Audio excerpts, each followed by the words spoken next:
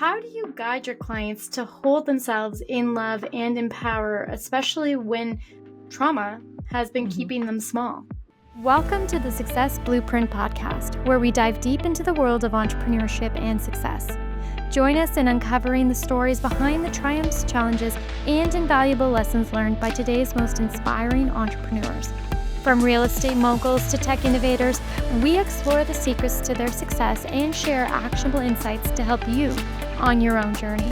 If you're looking to unlock your full potential and achieve your dreams, you're in the right place. Get ready to be inspired, motivated, and empowered to take your own entrepreneurial endeavors to the next level. Welcome back to another episode of the Success Blueprint, the podcast where we go behind the scenes with high performers, leaders, healers, and visionaries to uncover what it really takes to build a life and business rooted in purpose, power, and profound self-trust. Today's guest is someone who embodies divine leadership in every sense of the word, Nicole Weston. She's a powerhouse transformational coach, a fierce advocate of women's self-worth, and the founder of the Self-First Method. With over a decade of experience and a heart that has weathered both radiant joy and deep loss, Nicole is rewriting what it means to lead with love, grief, and unapologetic power. She's a trauma-conscious, energetic, neuro-linguistic programming practitioner, a mother, a wife, a community leader, and a grief witness. And she brings every layer of her personal experience, professional and personal and spiritual, into her work. So in today's conversation, we are going to dive into the sacred complexities of motherhood, identity, grief, and what it means to lead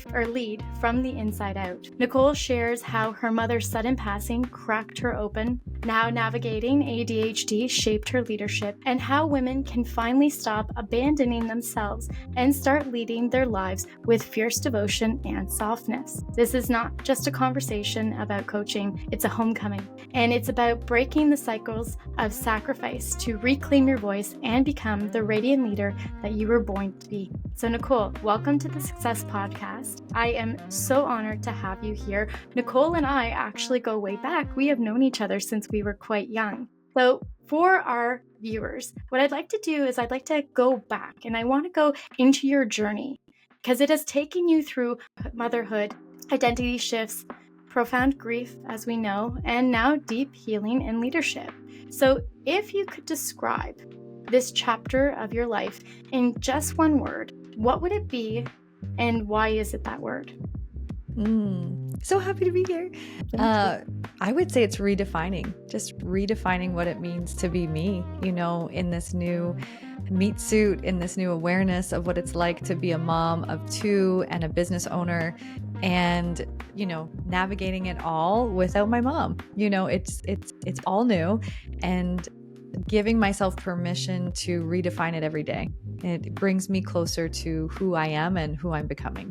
I know, and it's been incredible to watch you kind of go through each one of those journeys and those stages to become who you are right now. And I can't tell you how excited I am to see who you continue to become.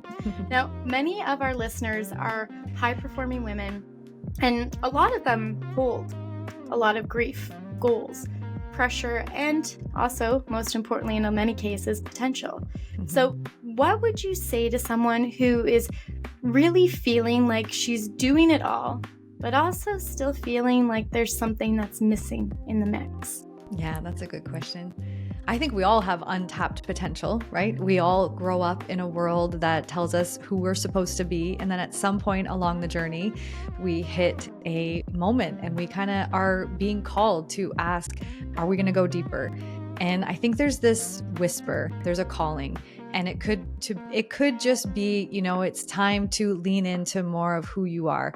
It's time to change your career. There's always a reckoning. Yeah. But if there feels like something is missing, after everyone that I've worked with, they know the answer, right? They have everything they need inside.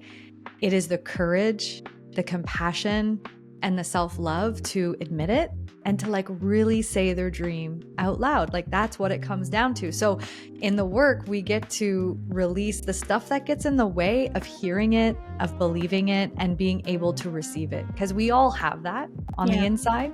It's just the ability to kind of go, oh wow, like I do want that. I am worthy of that. And I'm allowed to want that. I know. I love that about everything that you are creating, because one of the biggest foundational aspects of neurolinguistic programming is that you do have it all inside. It's just about learning the tools and the resources to leverage to get to where you want to be.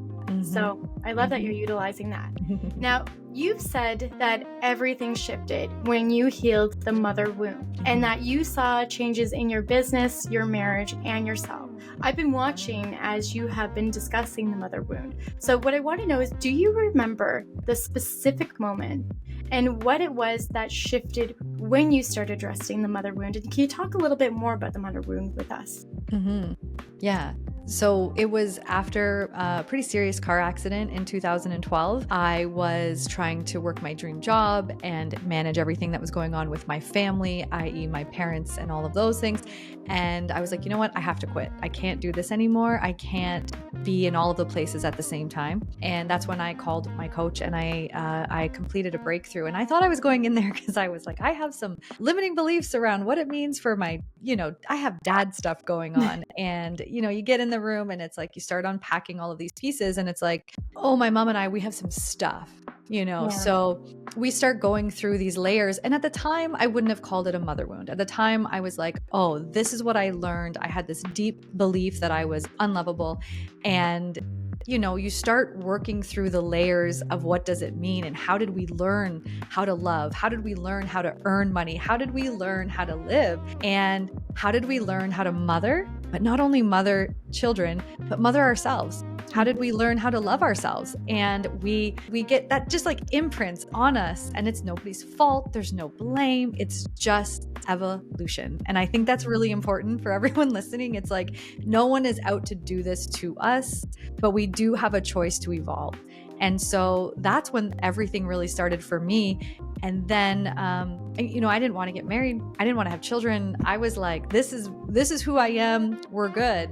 And it was through that process that I started to unlock this incredible feeling of like love and the power of love and how big it is, how much is available to us. And I was like, this is incredible. And that whisper inside of me to become a mother started to really transcend.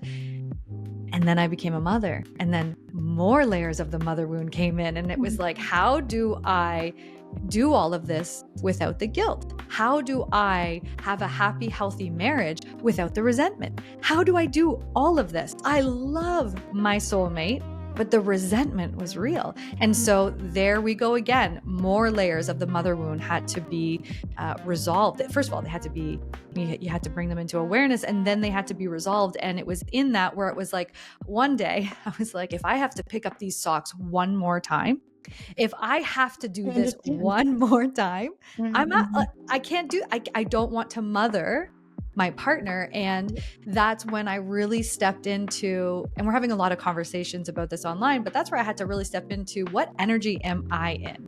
Yeah.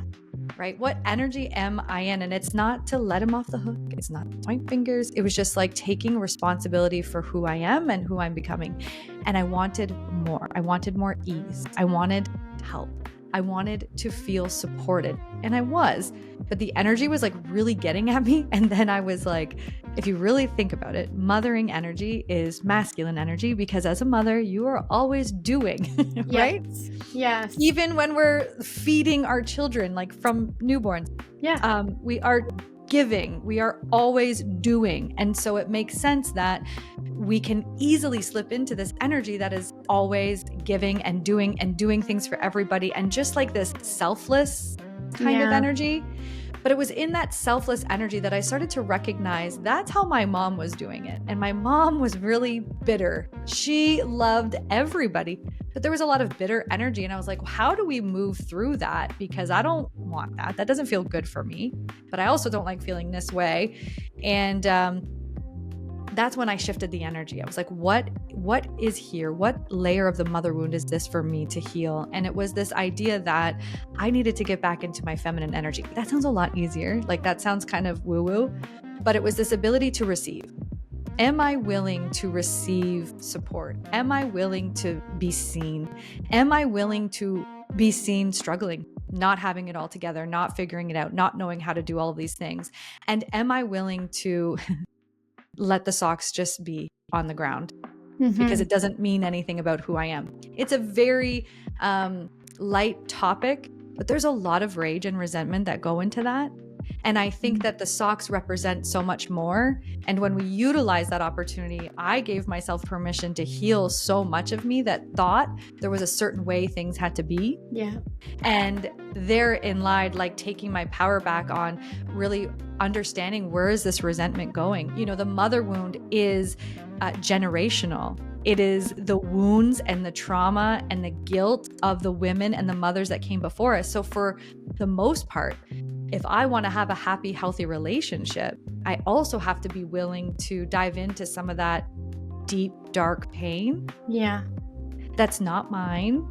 Yeah. But it's here, it's in my face. And I was like, I've got to deal with this because I love him and I want a beautiful relationship for us, for our family, but I can't live in this resentment. So there was a really, a beautiful opportunity to shift and go from, am I in my power? Yeah. Right? Am I in my power? And I had to learn how to start asking, not from a place of resentment or bitter or anger, but asking from a place of honor.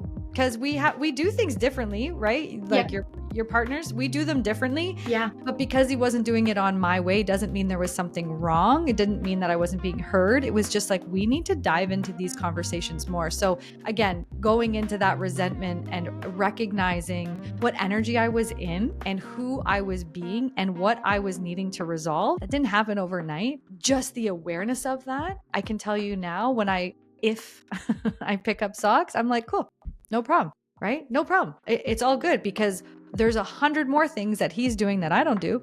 And there's 100 things I do that he doesn't do. And there was this really beautiful co-creation energy versus like hitting each other and just like consistently coming up against our stuff. Does that make sense? 100%. And as a mom and a wife, I very much resonate with everything you're saying. It's interesting because I know some of our listeners I know are pregnant, and then I also have friends and family, extended people that are pregnant within my realm. And even before, like once I had my kids, whenever I would give the motherly advice to friends who are having kids, I would always tell the husband, the spouse, the partner, your job is to take care of her. She's going to take care of the baby. Your job is to show up and take care of her. Yes. Because so often, you know, you were talking about how the mother wound is generational. And I think what's also important to know is the mother wound that we experience doesn't necessarily mean you had a traumatic childhood upbringing or that your mom was bad to you in any way. You can have the best mom. You're still carrying a mother wound because it is, you know, society imposed. It is generationally imposed. It is the way you were taught growing up, what you saw, what you accepted. You know, I tell my husband often, the way that you act and treat me is what you will teach our daughter is acceptable and what she will look for in a spouse. So I can tell you, I see a lot of mirrorings between my parents' relationship and my relationship. So that I look at like being the mother wound, and that's why I tell all of the husbands, the spouses, the partners, your job is to take care of her because she's taking care of the children and the baby and doing all that. And you're navigating the mother wound, trying to do your best with the tools and the resources that you have. So it's only fair that it is a true partnership, right? Yes. And that is what is, you know, it's for whatever you want to say about the new generations coming forward and being, you know, aware and whatnot. I think that is one of the very good aspects is more people are aware of true partnership and what it means to be in a relationship. And I think that also really does also aid in healing that mother wound. Absolutely. I love that you brought that point up. Mother wound doesn't mean something bad happened. It means that we have an opportunity. We're being invited to heal so that we can feel more love. Like at the end of all of this healing and growth and everything we're doing, it is to have more pleasure, have more fun, have more love, have more abundance. You know, we get to a threshold, and if you want to tap into that potential, we have to be willing to look at what is coming up in front of us and be able to kind of go, oh, this is not like I am being invited to go deeper. There's something more for me here. And the awareness that it's not yours, that it was passed down to you, that, you know, the women who came before us, they didn't even have an opportunity. Like this doesn't fall. What an honor it is to even sit here and have a conversation about it. Yeah. I mean, my mom didn't have that time. Her mom didn't have that time. Her mom definitely did not have the time. And so when I get caught up in those spaces, I just remind myself, this is evolution. We are rewriting this code of how we love ourselves. And I really remember asking my mom, what does love mean to you? And she's like, what does love mean anyways? And then I asked my grandma, her mom, what does love mean to you? Well, literally the exact same response. What does love mean anyways? And I was like, oh my God, wait a minute. What? Like, I was born into a generational line that was here, if I chose to experience profound love. And what an honor. And I do believe my mom and my grandmother experienced it too. But at self-sacrificing, loving themselves. And so that's what I want to do differently. If healing a relationship that has mother wound patterns, it's the opportunity so that my daughter doesn't have to do it and my son doesn't have to do it. Yes. And that's the big deal. when you are a parent, I think so much of what we do as parents is try to do better. Even if you had a great childhood upbringing and everything was magical and whatnot, you are always trying to do better for your children. Trying to teach them more, expand their horizons, help them, support them, be a better version of yourself for them too. But oftentimes we do so much sacrificing. Yeah. And I can tell you, like, I am so guilty of that. I am somebody who does sacrifice quite a lot to give to others, like, and sacrifice, like, a lot of people do associate sacrifice with like money, but it's time. It's effort, it's putting your own needs and wants aside for somebody else who takes priority and precedent. And even sometimes sacrifice means not saying something that's really upsetting you or bothering you when you should say it, but you're trying not to hurt or upset somebody else. So as a mom, sacrifice is something we all do, but we also are all trying to work towards doing better for our children. So how magical would it be to be able to do good by our kids, but also be healing in that process? And that's why I love everything. I love it. I do too. I love that you shared that, because just in terms of the mother wound, it is an opportunity to recognize that there are codes imprinted that is nobody's fault, but that there is an opportunity to mother without guilt and to love without resentment. And it's not about perfection. It's about acknowledging those experiences and having the tools or the support or the community or the podcast to go, oh, wait a minute, I'm feeling resentment. Yeah. What do I need? Resentment represents an unmet need. Yes. Either by yourself, most often yourself, because you only have power over yourself. And then it invites in an opportunity to have a conversation with our partners. I'm recognizing that I am sacrificing my needs, my time, my energy. And so moving forward, I really need help in this area. And just the idea that we have to say that, that's the mother wound. The mother wound's like, I shouldn't have to say that, but we are here to do it differently. So if we are learning and unlearning, it makes sense that we need to invite our partner in on these conversations and model that for our children too. Right. Yeah. So we can do it differently, but that doesn't mean that we're never going to feel guilt or never going to feel resentment. We are, but we get an opportunity to do it differently. Yeah. And something I like to tell a lot of clients too is we are dynamic. We are always changing and growing, and circumstances are changing, and the world is always turning, whether we wanted to or not. And this is why we have to remember that you're a constant work in progress. You may feel like, I even worked with you. So something that's really cool for everybody to know is that I was actually one of Nicole's first clients, right? Yes. Yeah. So I remember, like, each time I've ever done coaching with somebody, it's like you do it and you feel after you've completed your program or your course, you're like, I feel good. I've grown. I'm feeling great. And then a few months later, a few years later, something happens. Life changes. Life grows. More things come into your mix, and suddenly you're now dealing with new things. And I think, like, the mother wound is something that you can continually be growing and changing, because it does affect you differently at different parts of your life. Like, I even imagine, someone coming up to, first children, first child, second child, and then if there's multiples after that, and then, toddler years, and kindergarten and school years and high school years and college or university or work first years and then grandchildren years, like all of that is still directly hitting the mother wound. So I think it's always a constant work in progress. Absolutely is. It absolutely is. It's an invitation to say, you know, how did I learn this? And am I willing to do it differently?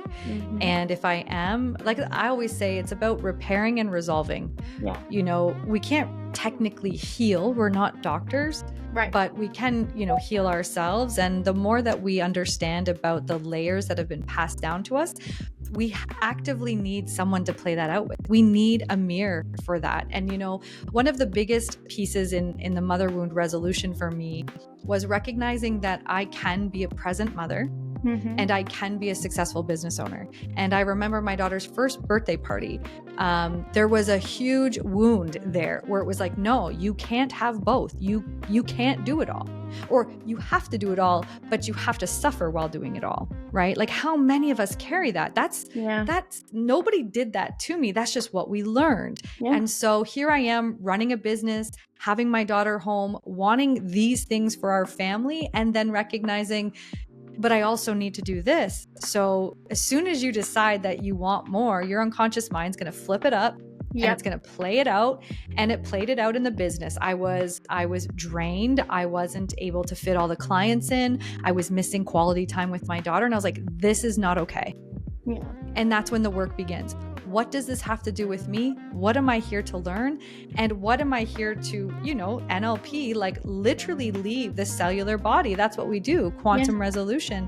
And it becomes a beautiful thing. If we're willing, as Carl Jung says, to see everything that irritates us as an opportunity to resolve it. Yeah. So that's really that invitation for the mother wound, not about blame, but about, wow, let's get curious. What is it here that I'm meant to? You've got untapped potential. You're going to see it in your relationships, and we'll see it with our children. And what a gift with the tools to be able to go, oh, there's more for me here. I can do this differently, right? Yeah. That makes me excited. I know. It means that, like, it gives hope. Honestly, that's what it does. Is it gives you hope for change, for difference, for better. Now, you and I, sadly, are both part of the parental grief group. We've lost parents. And so I know I watched while you process that online, watching your coaching and everything, grief lives in the nervous system.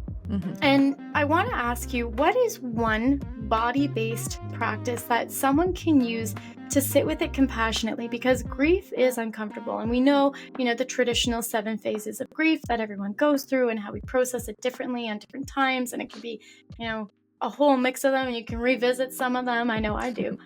Yeah. But what is one thing that you can actually implement from that body-based strategy?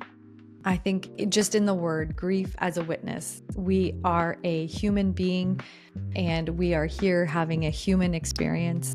And when we lose a parent, that is forever evolving, that stays in the body.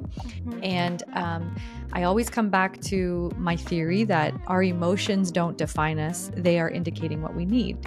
And so if we focus on that, when I am feeling sadness, it's an opportunity to move it. We need to move the sadness. And I think we have been taught to suck it up and get back to life and pretend. And, but the body has a beautiful way of saying, listen, like it's going to keep knocking at the door and, moving the emotion. There's so much power in that. In order to move that emotion, we have to give ourselves permission to be kind, to have grace and compassion. We are having an experience. I'm sad. That doesn't mean I am not enough. I am sad doesn't mean I'm broken. I am feeling sadness doesn't mean that I'm not allowed to. So being able to acknowledge the emotion that's coming up. Here's the thing. The emotions only last 7 seconds. Yes. So I thought, during my early days of grief, my goal was very scientific, very biological. I was like, okay, today is day 1 of not having my Mother Earth side. Okay, now it's day 2, and now it's day 3. And there was a lot of tears, and I really looked at that as an opportunity to move the emotion. Emotion is energy in motion. So when I was angry, I yelled. I screamed in a pillow if everybody was home. I would grab a pillow and thrust the bed. And I think we have attached emotions to identity. Yeah. And I think that's where we're doing a disservice. So I think it's really important to disconnect those two, because like I am enough and I am important and I am loved and I'm allowed to feel how I feel. So when we keep grief in motion, we're giving ourselves permission to experience that love. Because when we have sadness, it's probably because we remembered a memory. Mm-hmm. Right? And how cool is it to remember a memory and feel that sadness and then go, I mean, I'm not a toxic positivity person, but just to be able to move it and witness it, grief is asking us to be witnessed. And so I know I said somatic, and I know that that's important. The only other thing I'll add is find your safe people. Yes. Make an agreement and say, hey, when I'm having a moment, are you okay to witness my grief? And then tell them what they need to say, because that makes them feel really good too. And I just say, I just need to share this with you. And all you have to say is, I see you, Nicole. Thank you for sharing that with me. And then instantly, boom, like I can move forward. So those have been so helpful and key in this journey of grief. I know. Because it's deep. It almost makes me tear up a little bit, because when you said find your safe people. Yes. People that you do not expect will step up for you. And I don't know if it's the same with you, but there is like the outpour. So much love, so much support, so much outpour that came in. And it's overwhelming because you're in such pain, but yet you have so much love being poured into you. Yeah. I had so many messages on Instagram, we're a year and a bit later, and I still haven't gotten to read all of them, because there's a relationship I have with that. It's hard to go back to those moments and read the messages, but yet I know they're there, and there's like a safety net and comfort. But for me, there was unexpected people that became those go-tos. And what was really crazy is not long after, a husband and wife group who I grew up with, you do know them, I grew up with them, and the wife, and she is an amazing human being, and they checked on me constantly and did a lot of things to be supportive.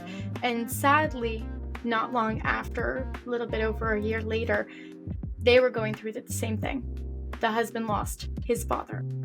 And there's a couple of little things that kind of happened at the time, but I was like, I get to step up for them. I get to give them what I got from them too. And so I remember going to the funeral, and he was doing great. The husband was doing great. And then he saw me, and he starts bawling, and I start bawling, and we didn't even say anything. And he said to me, I was okay until I saw you, because now I know what you were going through. Yeah. And it's so funny, because those words I literally uttered. I had a woman who was my mentor, and she was an incredible woman. I literally called her Mama Bear. Her name was Pauline. And I became close with her daughter, Danielle. And when Pauline passed away unexpectedly, I remember seeing her and trying to be supportive through that process and everything. But it wasn't until, because it was about a year and a half later that my dad passed away, Danielle came to our celebration of life, and I said those same words to her. I was okay until I saw her, because I knew what she went through. And that's the beauty of grief too, is having those safe people that you can pour into, that can tell you what you need to hear. Yeah. But also are the shared experience. And you too, you also were highly supportive as well. And it's just like, it's a connection. It's something that most of the world will experience, the loss of somebody that is close and that they love. But yet it is something that so many people pretend isn't happening, and do try to get back to work quickly and go back into the normal life. But life is not normal after that. No, there's no going back. Exactly. There's no going back. And for me, my dad passed away unexpectedly, and it was a tragedy the way that it happened. It was the hospital. But then a month and a half later, my dog died unexpectedly. So two major losses in a very short period of time. And like things were like, they were both like, my dog would be on top of me, like 80% of the day would be touching me. And then my dad, they live literally around the corner from me. So very involved in our lives.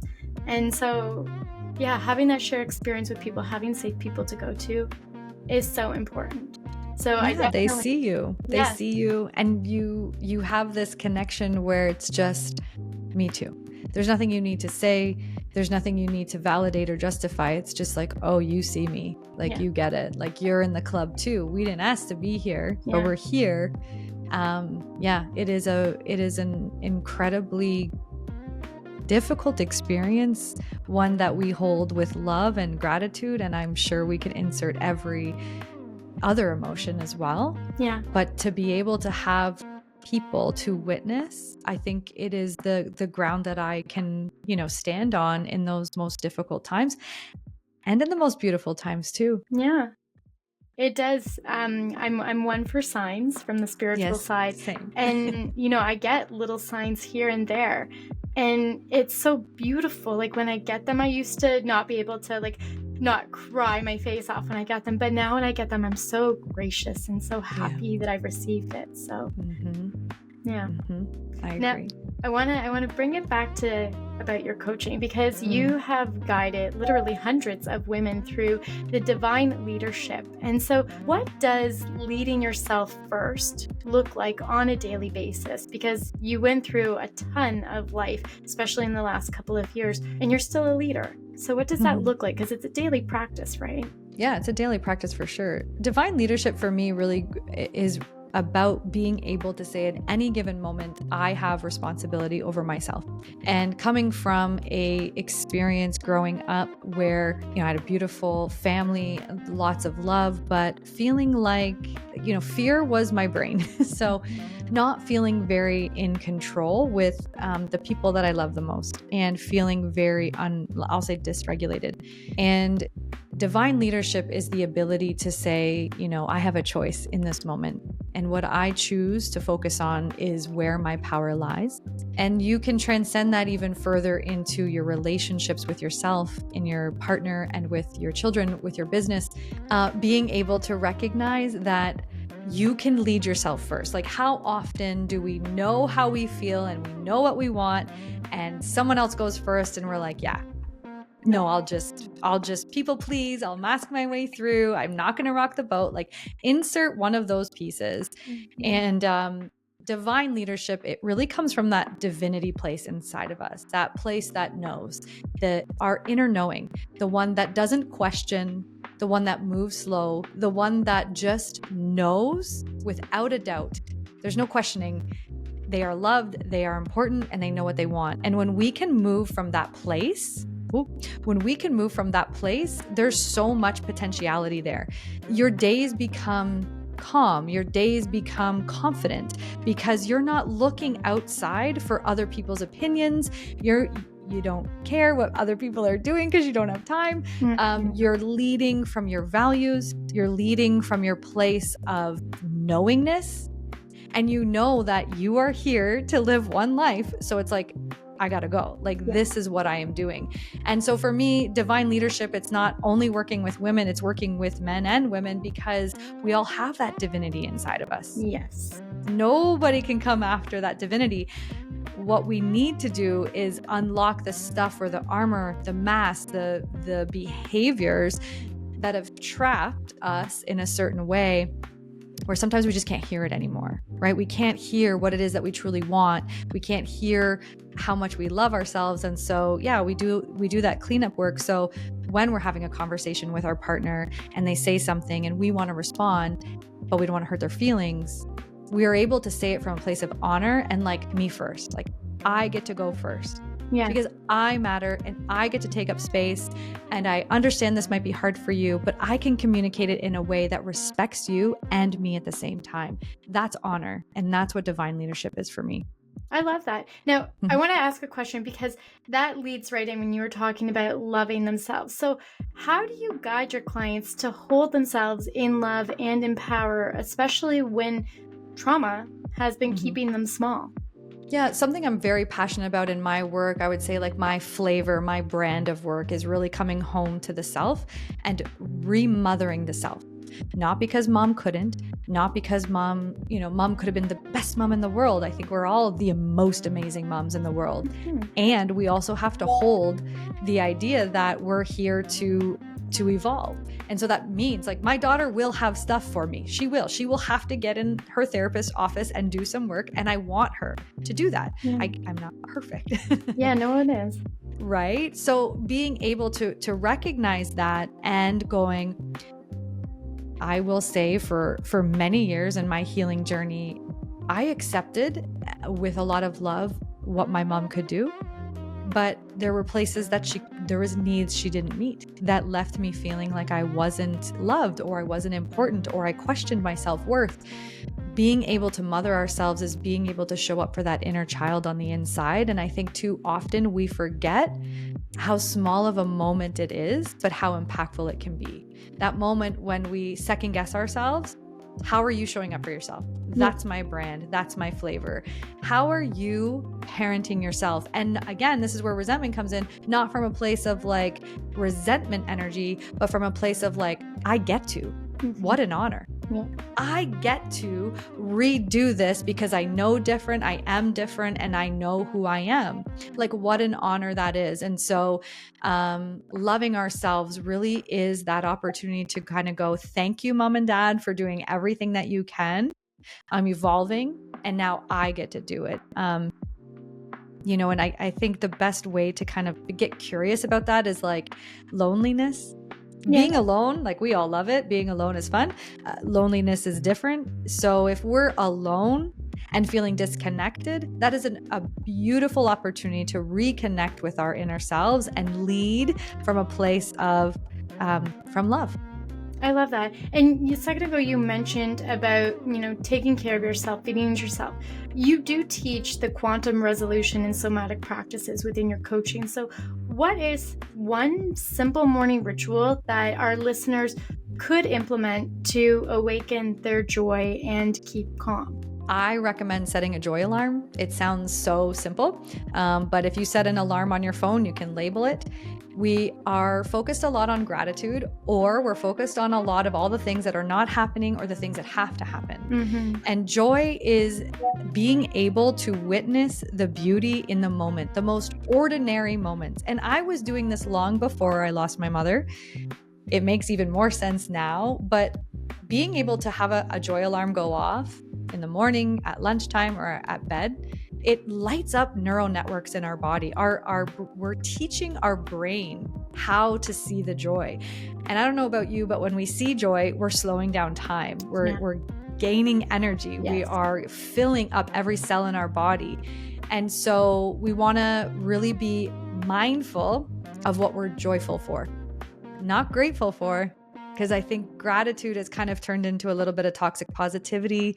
It can create a little bit of a shutdown of an emotion, right? True. Like, oh, something really bad happened, but I should be grateful that it's this, right? Yeah, look on the other side. I know, I catch myself doing that too. Yeah, and it's fine because yes, in the moments, we can practice gratitude in the moments where things are hard. Mm-hmm. But I'm a big believer of like, you got to give yourself a moment to feel how hard it is. Yeah, I agree with you. Like life is hard and we can do hard things.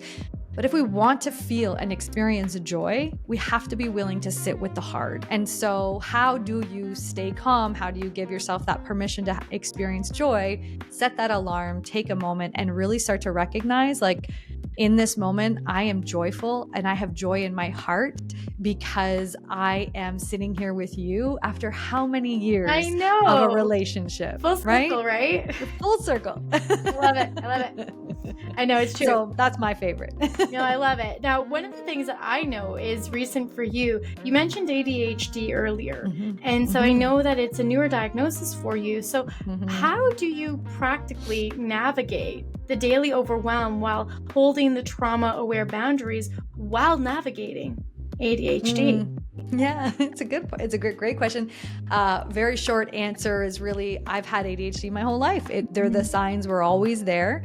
I was always too much, always loud, super energetic. School was hard for me. NLP and becoming aware of these tools and being a practitioner in this work really helped me understand how my brain was processing information. I implemented strategies and life was beautiful. Mm-hmm. I like to look at it as like high demand versus low demand. Mm-hmm. I created a lifestyle where I had low demands. And then my mother died, and that grief load created demands that I just wasn't really able to move. Mm-hmm. And then I have a second child and 2 children for me. it's demanding. Yeah. It's a lot. So there are a lot of women, by the way. Me right, too. like demand. And so the more that I have understood about my brain, the more that I have understood about what I need, and being able to confidently express that has cultivated a very safe environment for me to unmask, for me to be who I am, and to ask for what I need. But at the end of it, knowing all of this, the grief, the ADHD, being a mom of two, self-love has been the primary route for how I navigate it all. So having those hard days, having those hard moments, feeling really hard on myself for not being further along, ADHD, and then going, wait a minute, I love me and I'm exactly where I need to be. I believe that relationship that I have with myself, the love me attitude, is what helps me get my head back on and kind of go, no. It's not me. It's a combination. So, and I guess you have to put in the trauma there too, but really it comes back to how are you loving yourself and how are you taking care of yourself in any given moment? Yeah. No, I think that that's really beautiful because I do know some of our listeners do have ADHD. And I have characteristics on occasion of it too. And I think that really what you said was that self-love and appreciating who you are. It can be a superpower. Like I do remember you having high energy and being exciting, but that was also what made you so charming and awesome to be around. You were fun to be around. You were exciting to be around. And so I think really practicing that self-love and appreciating what you've been given. Some of it's like people who have autism or are on the spectrum in some way or have Asperger's. Some of the greatest inventions in our world are thanks to people who have these different ways of thinking. And so I think just embracing it and if you can be appreciative of what you've been given, because it can be your superpower as well. Now, I want to talk about your masterclass because you are promoting a masterclass. So everyone's got a good taste of who you are, what you do, how you help people. Let's talk about that masterclass. What's the central transformative experience that participants can expect from it? Tell us a little bit. Yeah, so the masterclass is going to dive even deeper into the mother wound resolution. As we've talked about, it's not about healing it, it's become aware of it and gaining the tools, the skills, and the resources to really integrate it into your life so you can have more fun, more pleasure, more love, and more abundance. And so what you can expect over this masterclass is you will walk away with my divine leadership tool where you will be able to resolve 15, 30, some people 50 problems just like that, super fast, to be able to have a framework in front of you, to be able to walk yourself through it and get yourself into moving forward with more awareness and confidence. And, that's not just like fun talk, that's like truth. Like this is something I use every single day to keep myself accountable and to keep myself moving. I'm all for, laying on the couch and chilling and being able to take a time out and just like doing the thing. We got to feel our emotions. And when we are ready to move forward, how can we do that in a very practical way? And so I'm going to walk you through how to do that because let's be honest, resentment, energy, guilt, it's keeping us stuck. And how powerful would it be for you, for our listeners, when you can take that and change it instantly? Oh, it's incredibly powerful. And I can speak from first-hand experience. Nicole's very talented at what she does in her coaching. So I definitely would encourage you to check out her masterclass. And something that's really interesting that I meant to note before is sometimes people don't actually know what the emotion is that they're feeling. Like they don't know to identify that that's actually resentment and it's showing up as anger. That's actually shame and it's showing up as pain. Those feelings. So you'll help them actually identify that as well. Yes. So even if you don't know that it's specifically something that you're having a problem with, but you just know that you've got a problem, absolutely. This masterclass, I think it would just be wildly beneficial for you guys. So thank you. And we're going to have all the links and everything available in the bio here, so you'll be able to access it, check it out, even book a 15-minute call with Nicole as well. So before we end off, what I want to ask you, Nicole, is for someone who is listening, who may have just lost someone or something, or maybe even lost a piece of themselves, because grief comes from also losing parts of ourselves and who we formerly were, and maybe is entering into motherhood or feels crushed under expectations and trying to survive through it all. What is one sentence that you want to leave them with today? That what you want wants you. Oh, I like that. I like that very much. There you go. Yes. I think that's incredibly powerful. What you want wants you. I think Like you want it because you have everything inside of you to dream it, to receive it, to take action on it. It's that belief inside that says you don't. And sometimes just being able to admit to yourself that what you want, you're okay to want it, and what you want wants you, or else it wouldn't have found you. And I think that's a beautiful piece. I love that. Well, thank you so much for joining us today. I appreciate you, and I appreciate our listeners listening in. For anyone who is looking to connect with Nicole, as I said, her information will be linked in this bio. So make sure that you check out her website, her Instagram, her Facebook, and connect with her. Ask any questions that you'd like as well. Thank you so much for joining us. And Nicole, I am so grateful for you today spending the time with me. So thank you. Thank you. Thank you so much. All right, everyone. Have a great day. Thanks again.